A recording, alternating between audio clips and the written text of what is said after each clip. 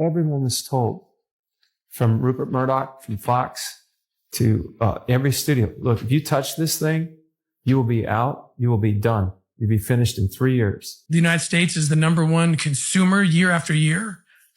And oftentimes we're close to #1 in production. That's where the attacks came. And that's also where Jim Caviezel, his career completely stalled out. You would think the guy's in a gigantic blockbuster movie like that, like he's going to be in blockbuster movie after blockbuster movie after this. No, they kind of blackballed him. Yeah. Jim Caviezel had it all. A career at the top of Hollywood, the kind of name recognition most actors spend decades chasing, and a reputation built on one of the most talked about films in modern cinema history. So why would a man with that much to lose walk straight into the fire and start saying things that the entertainment industry absolutely does not want the public to hear? That's the question we're starting with today, and the answer takes us somewhere most people aren't ready to go. Caviezel didn't do was hint at some minor, isolated controversy. He didn't nudge the conversation toward a single bad actor or one uncomfortable moment.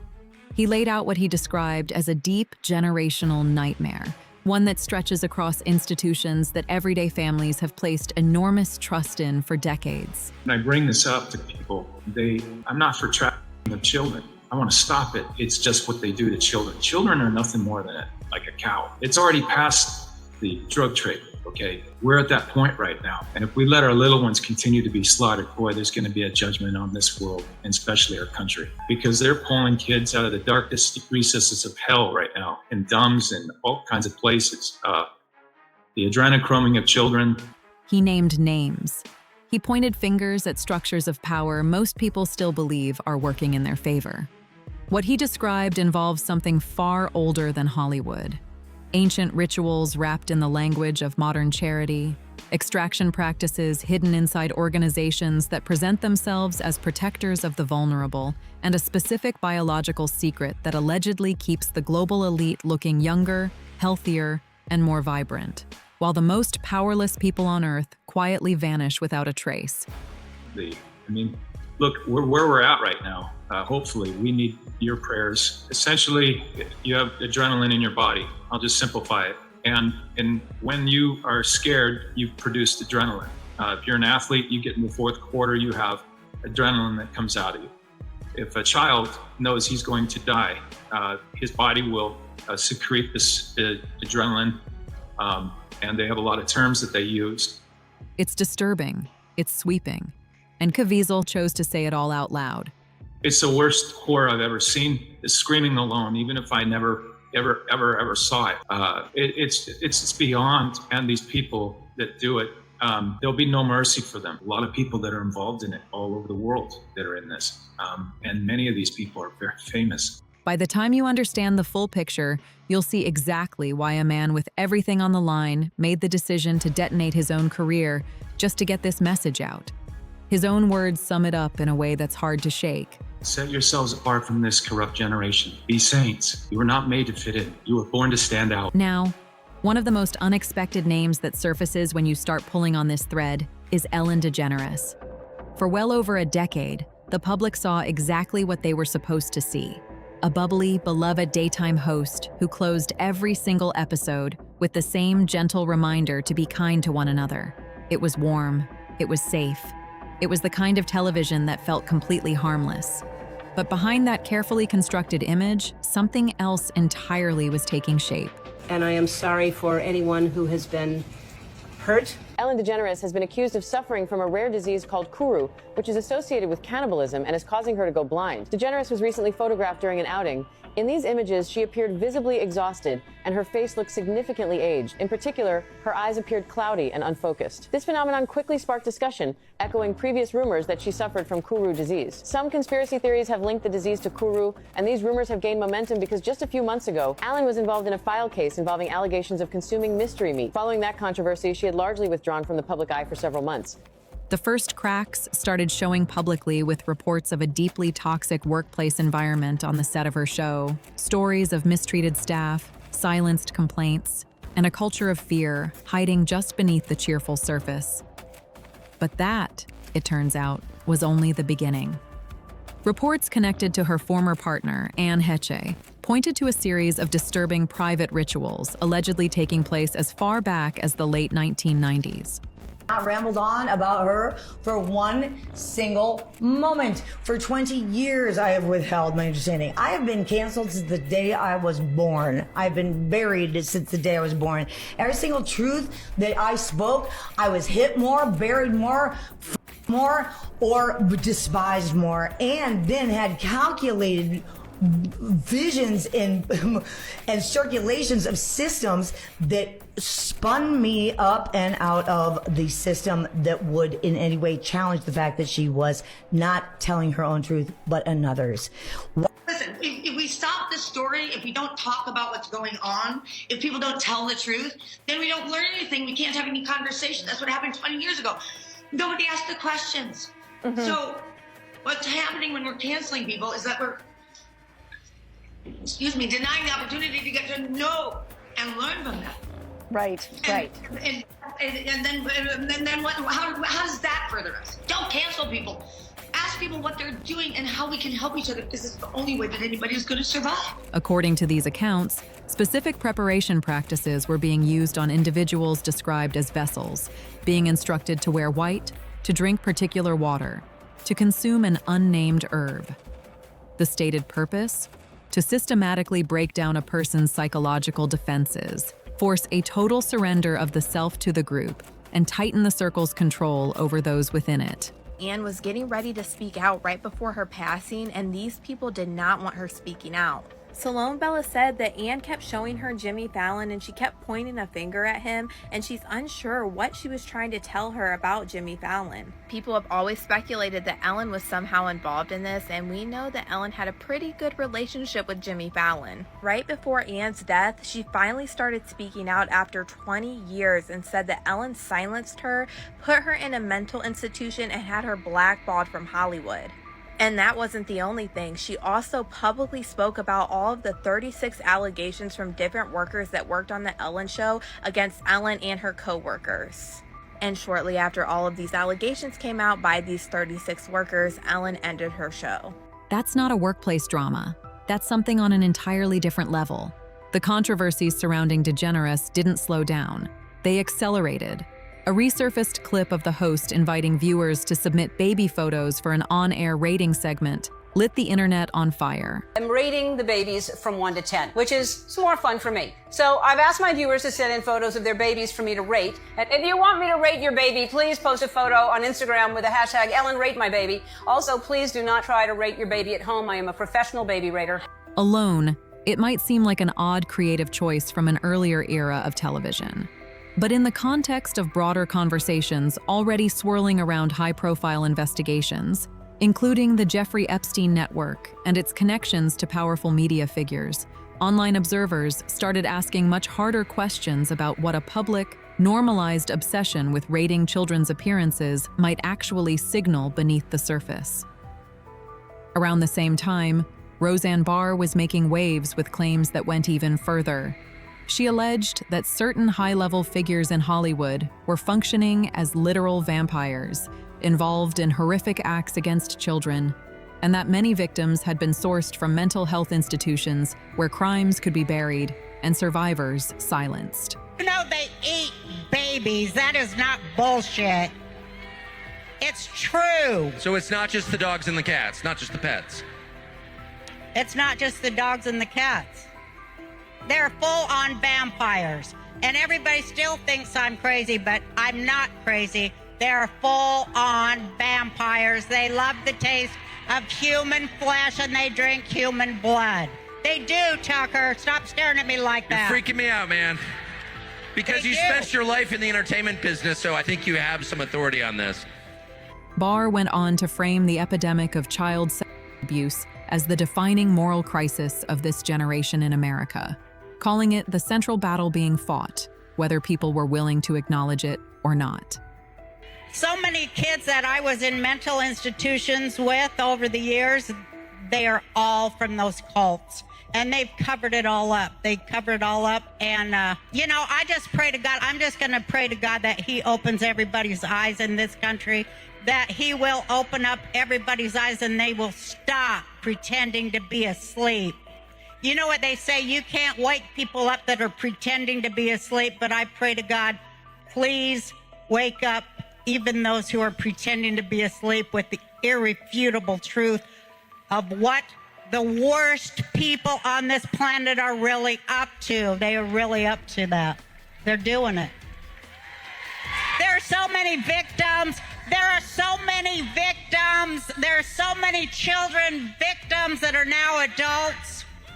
The epidemic in America is child sex abuse, and I just want people to see it. I want people to open up their eyes and see how prevalent and horrible it is. 1 of 3 girls, 1 of 4 boys in this country today. It's just horrible, and you just can't lie it away anymore. It's going to get more and more apparent, and you got to choose your side. That's a bold, explosive statement. And it sent shockwaves through online communities already deep in the weeds of these investigations. From there, the speculation around DeGeneres grew darker and more specific. Online creators and independent journalists began drawing connections between her and a string of tragic losses within her inner circle. And Hetch was not the first. The most devastating things that happen, you will teach you the most. My girlfriend had been killed in a car accident, and we were living together at the time. My brother's band was performing, and we had broken up. We'd fought a lot. She was trying to get me to come back home. I acted like I couldn't hear her because the music was too loud. I was planning on moving back in. I just was trying to teach her a lesson, and I was staying with some friends. So I just acted like I couldn't hear, and I was being really dismissive of her. She had left before us, and as we were driving home, we saw a car, and it was split in two, and we heard sirens behind us, so it had just happened. Nobody was there yet, and we just kept going. And I found out shortly after that it was her. The next tragic loss was Ellen's former partner, Anne Heche. After her fatal car crash in August 2022, questions emerged almost immediately. Observers pointed to alleged inconsistencies in the official timeline and the medical reporting that followed. Unverified rumors began circulating that Heche had been preparing to go public with explosive information about a high-level child trafficking pipeline, and that her death wasn't an accident at all, but a deliberate act of retaliation designed to silence her permanently.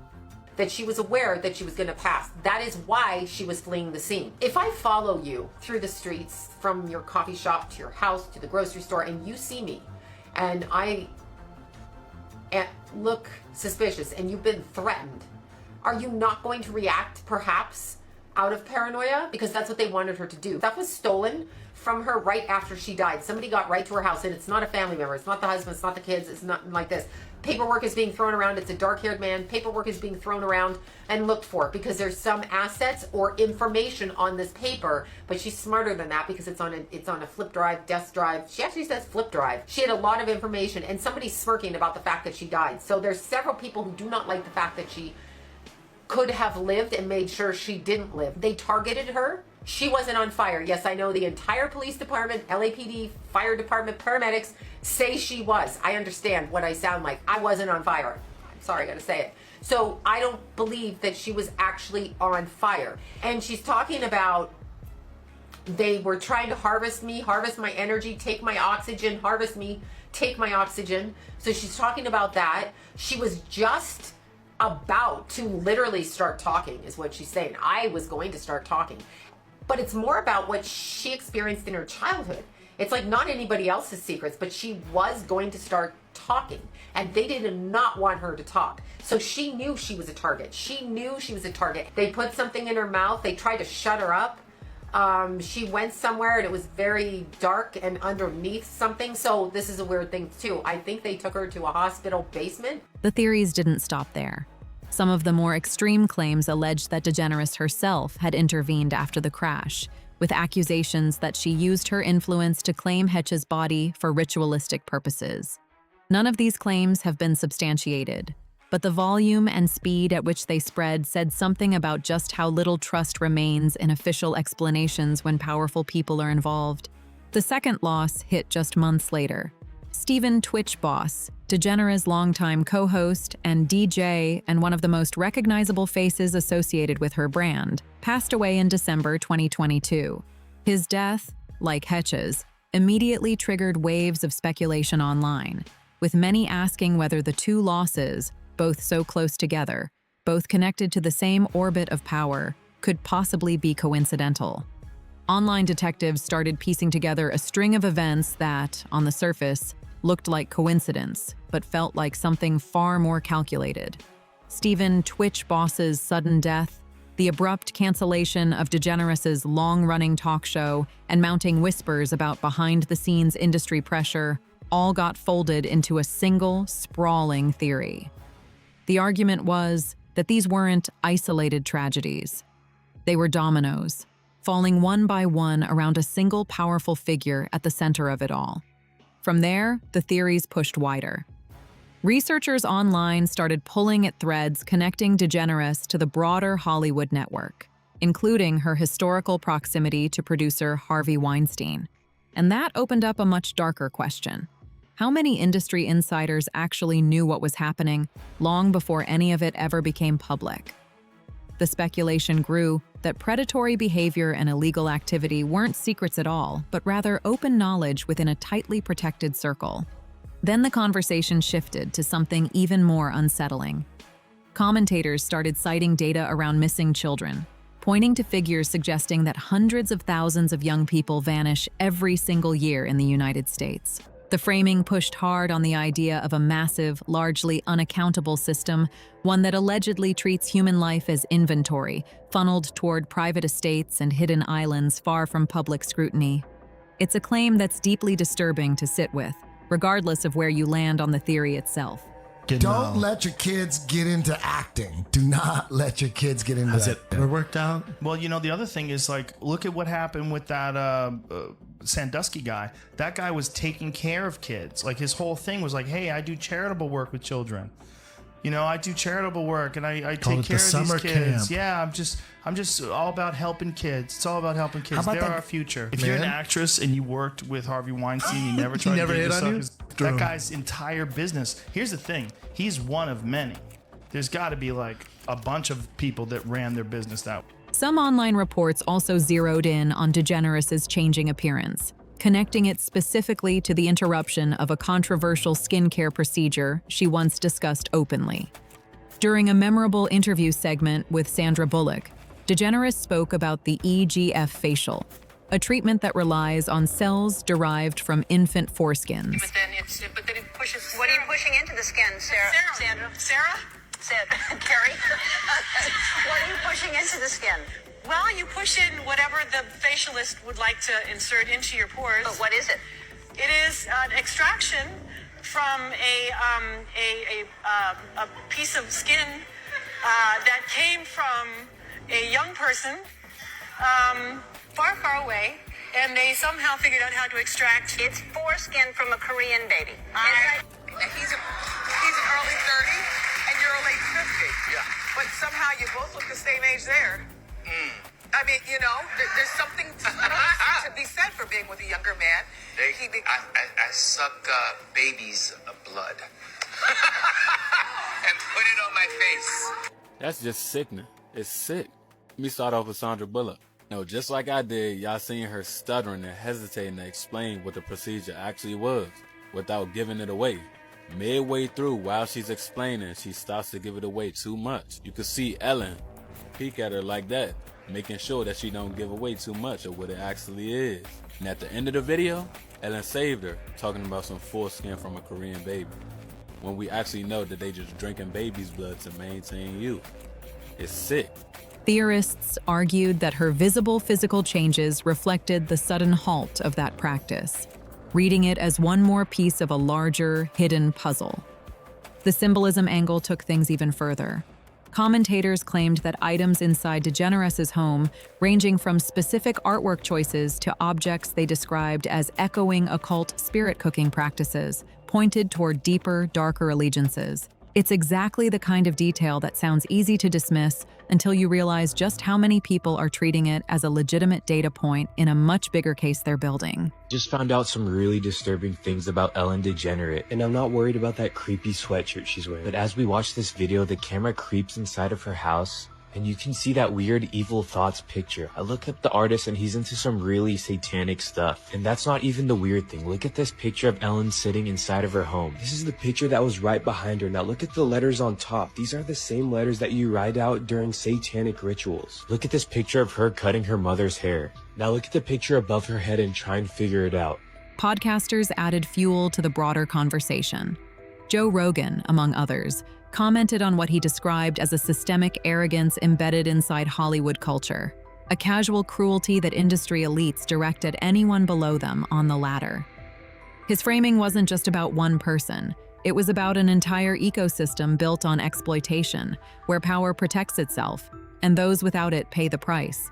And here's where the plot takes a turn that's hard to ignore. The people pushing these theories point out that not a single whistleblower has faced legal action.